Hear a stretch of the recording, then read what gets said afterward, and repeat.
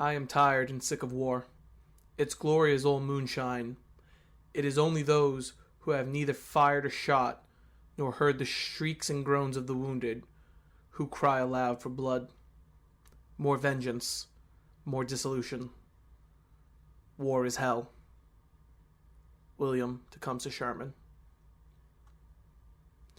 Born February 28, 1820, in Lancaster, Ohio, William Tecumseh Sherman was born the second eldest of almost 11 children, born to Ohio Supreme Court Judge Charles Robert Sherman, who would pass away while Sherman was still a boy and force him to be fostered by a family friend, Thomas Ewing, who would also rise in the political world, joining the cabinet of 4 presidents and even serving twice as a U.S. Senator for Ohio. Sherman himself would have a basic childhood, growing up with his adopted siblings and real siblings up until the age of 16. He would gain acceptance to West Point Military Academy in 1836 through his adopted father, who was currently serving his first term in the U.S. Senate for Ohio. Sherman would meet several future generals in his class and would graduate from West Point in 1840 with the rank of second lieutenant in the 3rd U.S. Artillery and first see action in Florida during the Seminole Wars. Unlike others of his compatriots in the American Civil War, Sherman would not serve in the Mexican-American War. Instead, he'd be stationed to the newly acquired territory of California. While here, he would become a brevet captain and also become very close to his future superior, Henry Halleck, and fellow U.S. General Edward Ord, making the 3 men few of the generals who did not serve in the Mexican-American War. In May of 1850, Sherman would marry his foster sister, Ellen Boyle Ewing, whom he had known since childhood, blossoming into a love that would result in the two being married in Washington, D.C. The following September, the family would move to St. Louis, Missouri, where he would be stationed as the new captain in the Army commissary in the city. But he would resign 3 years later. He'd become the branch manager for the Bank of Lucas, Turner, and Company, where he would travel between Missouri and California, being in 2 shipwrecks and working in continuous different locations. He would lose his job in 1857 as a result of the Panic of 1857, resulting in him settling in the new Kansas Territory in 1858 as an office manager in the town he settled in. A colleague of Sherman, Don Carlos Buell, suggested Sherman apply for the superintendent position of the Louisiana Seminary of Learning and Military Academy, today the Louisiana State University, in 1859. It was from this position Sherman would discover the secession of South Carolina after the victory of Abraham Lincoln. He would say the following: "You people of the South don't know what you are doing. This country will be drenched in blood, and God only knows how it will end. It is all folly, madness, and a crime against civilization. You people speak so lightly of war. You don't know what you're talking about. War is a terrible thing. You mistake, too, the people of the North. They are a peaceable people, but an earnest people, and will fight too. They are not going to let this country be destroyed without a mighty effort to save it. Besides, where are your men and appliances of war to contend against them? The North can make a steam engine, locomotive, or railway car. Hardly a yard of cloth or pair of shoes can you make. You are rushing into a war with one of the most powerful, ingeniously mechanical, and determined people on earth. Right at your doors. You are bound to fail. Only in your spirit and determination are you prepared for war. In all else you are totally unprepared, with a bad cause to start with. At first you will make headway, but as your limited resources begin to fail, shut out from the markets of Europe, as you will be, your cause will begin to wane. If your people will but stop and think, they must see, in the end, that you will surely fail." When Louisiana finally seceded, it was Sherman's responsibility as the highest-ranked federal officer in the region to surrender to the arsenal at Baton Rouge. Instead, he resigned his command, stating he would not help in betraying the government of the United States.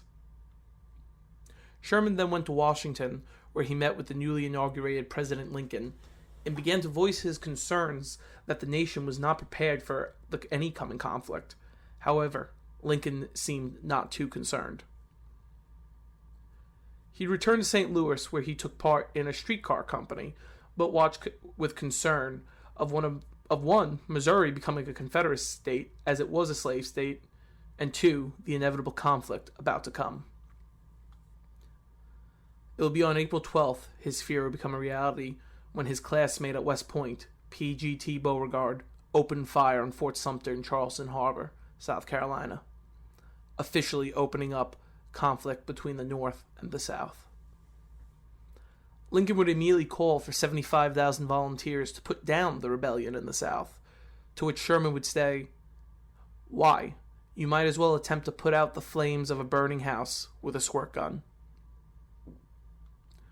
Regardless of his opinion on the war, his brother John, now a senator, would get him a commission as the colonel of the 13th U.S. Infantry, and then he'd also be assigned to command a brigade. He would command this brigade on July 21st, 1861, at the First Battle of Bull Run, where the Union would suffer a crushing defeat. But Sherman would gain a reputation as a great field commander and would be assigned to the Department of the Cumberland by President Lincoln himself, under Robert Anderson, the man defending Fort Sumter 4 months before Bull Run. Sherman, however, now a brigadier general, would succeed Anderson as commander of the Department of the Cumberland, which he, after feeling the stresses of command, would request being replaced, which he would be, by Don Carlos Buell. He would be transferred to the Department of Missouri, where he would be under the command of his friend Henry Halleck, but was clearly suffering by some level of mental distress, to the point that he was sent back to Lancaster, Ohio. It was here his wife, Ellen, would write to her brother-in-law, John, begging to give him a command, as it was even during this time Sherman would later admit of the idea of committing suicide. On December 8 of 1861, Sherman would have recovered and finally was able to return to the field. The War Department stationed him with Halleck again, and he would primarily serve as instructional and administrative jobs for the new Department of the West, aiding Ulysses S. Grant during the siege of Fort Donelson. Grant was now put in command of the Department of West Tennessee, or better known as the Army of Tennessee, where Sherman, who was technically Grant's senior in rank, would write to Grant, "I feel anxious about you, as I know the great facilities the Confederates have of concentrating by means of the river and railroad, but I have faith in you. Command me in any way." The first time the two would work together on the field would be the Battle of Shiloh, where Sherman would actually be wounded, but Grant, trusting him, kept Sherman on the extreme right, holding the Union right of the army. And then on the 8th of April, let Sherman lead a pursuit force that would engage with Confederate General John Breckinridge and defeat the Southerners. The next action Sherman will see will be during the Vicksburg campaign, where Grant, newly established as commander of all federal forces in Mississippi, where Sherman would be raised to command one of Grant's corps. Sherman would serve throughout the campaign, and after Vicksburg fell, Grant would direct Sherman to pursue the army of Joseph E. Johnston, who was approaching with 30,000 men. This pursuit will result in the recapture of the Mississippi capital of Jackson, and this would result in the first time people would see him as an army commander, but he would also be given the rank of Major General of Volunteers and Brigadier General in the regular army. The Confederates will win a battle over William Rosecrans and the Army of the Cumberland at the Battle of Chickamauga in September of 1863, to which two things will happen. Lincoln will reorganize the Western Theater into the Military Division of Mississippi, granting command of all Western forces to Ulysses S. Grant. But this would also give Sherman the chance to rise to the rank of commander of the Army of the Tennessee, which was now moving towards the city of Chattanooga, which was under siege by Confederate forces, and he was directed by Grant to attack the Confederate Army's right flank.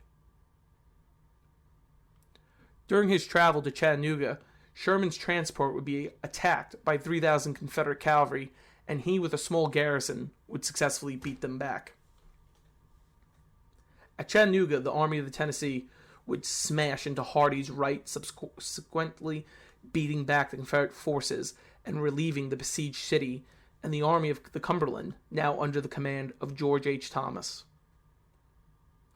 In February of 1864, he would take Meriden, Mississippi, with a combined force. But what made the Meriden campaign so notable is it will be the first time we see Sherman officially playing out General Grant's total war policy. Sherman and his army would destroy food stores, railways, locomotives, and even storehouses, beginning to burn his way through Mississippi. But Sherman, after Meriden, will be removed as commander of the Army of Tennessee.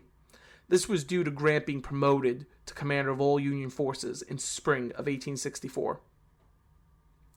Grant decided to place the now nicknamed Uncle Billy Sherman as overall commander of the Division of Mississippi, giving Sherman command of all Western forces. Sherman's first move as the new commander, with his over 112,000 men, invade Georgia, continued General Grant's total war command. He engaged Joe Johnston and John Bell Hood's Army of the Tennessee until finally taking and making his headquarters at the rail hub of Atlanta, Georgia. Following the seizure of central Georgia and ensuring that Abraham Lincoln would win re-election in the coming election, he began to devise a plan to destroy the industrial and logistic heartland of the South. With over 60,000 men, Sherman will cut his supply lines and march from Atlanta to Savannah, destroying everything in his path. It was absolutely ambitious. Never has an army so bluntly cut its supplies and lived off the land. Sherman, to his report to Grant, Lincoln, and Secretary of War Edwin Stanton, said that he would make Georgia howl. To which General Grant would respond simply with, "Go as you propose." Following the November election, with his 60,000 men on the 15th of November, the march to the sea began. Sherman would leave a burn across Georgia. Meanwhile, General William Hardee and Joe Wheeler would attempt to stop Sherman. But it would be for nothing, as on December 21st, 1864, Sherman would take Savannah and send a telegraph to President Lincoln stating, "I beg to present you as a Christmas gift the city of Savannah, with 150 heavy guns and plenty of ammunition and about 25,000 bales of cotton." Sherman now planned to do the same he did in Georgia to the Carolinas and come up on Lee's rear in Virginia. But before he began, he issued a famous order, known today as Special Field Order No. 15. During the march to the sea, thousands of freed slaves followed the army, and Sherman, now beginning to move forward, knew two things. One, the army would not be able to care for all these freed men and women. And two, what was going to be the long-term plans for these freed people? Special Order 15 gave land to the free slaves for them to begin a new life and not have to be refugees. And many would view this as the beginning of the policies of the new Freedmen's Bureau, which was currently being established in Washington, D.C. It is also at this time Sherman would give one of the most famous quotes concerning his relationship with Grant. "General Grant is a great general. I know him well. He stood by me when I was crazy, and I stood by him when he was a drunk.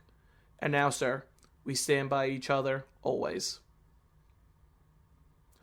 The march to the Carolinas would begin, and he would face off again against Joseph E. Johnston and the remaining Confederate forces, now named the Army of the South. Sherman would repeat his march to the sea, defeating Confederate forces constantly up until the Battle of Bentonville, which was the final nail in the coffin of the Southern Army. And a few weeks later, the end would be near. On April 18th, 1865, Johnston, with other Confederate officers, would surrender to Sherman at Durham, North Carolina, officially ending major field armies fighting in the American Civil War. Sherman will be present at the Grand Review of the Grand Army of the Republic on May 23, 1865. This will be the last time to review his soldiers that he had proudly served with for the past 2 years. He'd be assigned to command military districts in the West as his first post-war command, now as a Major General of the regular army, where his job was coordinating the defenses of settlers moving into the West as well as logistics of projects in the West for the federal government. The next few years of Sherman's life would be occupied with Native American affairs, from warring and making peace with the tribes, and being sure the completion of the Trans-Pacific Railroad would be completed. In 1869, his superior, Grant, who had been in 1866 promoted to General of the Army, was now elected President of the United States, and Grant rose Sherman to his position of General of the Army, making him the senior officer of all U.S. forces. From 1869 to 1883, Sherman would serve in this new position and would deal with the War of the Native Americans, aiding in the suppression of white supremacist groups and also bolstering federal forces around the country. In 1883, at the age of 63, Sherman would resign his command, then fully from the U.S. Army. Finally, after 20 years of military service, he looked forward to a timely retirement. The Shermans would settle in New York City, a few hours from Grant, who was living in upstate New York at the time. He would spend his retirement enjoying arts and music of the time and being somewhat of a big name around the city. He would also provide charity to his former soldiers, who would always come to see Uncle Billy for help. In 1884, the Republican Party approached Sherman to run as their candidate for the upcoming election. Sherman would deny the offer, famously saying, "I will not accept if nominated, and I will not serve if elected." In 1891, on February 14th, Sherman would pass away from complications of pneumonia in New York, where a service would be held 5 days later, where General Joseph E. Johnston would serve as a pallbearer, as the two men had become friends in the post-war era. A friend approached Johnston concerned for his health on the day. Johnston would look at his friend and simply state, "If I were in Sherman's place, and he was standing in mine, he would not put his hat on." A second service would take place in St. Louis, both where his son Thomas Ewing Sherman, a Jesuit priest, would conduct the service, and Sherman would be buried at the Calvary Cemetery in St. Louis, Missouri. Sherman, much like others from the Civil War, was a character of his time and rose to the occasions of his time. He was demonized by the Lost Cause mythos to be made a demon unleashed on the South, but the reality of the man was, he was a loyal soldier who conducted a total war that brought the end of the conflict, and then was able to live out his years with his family and pass away peacefully. An equestrian monument to him sits around the country, but most notably in Washington, D.C., where his legacy will always be remembered.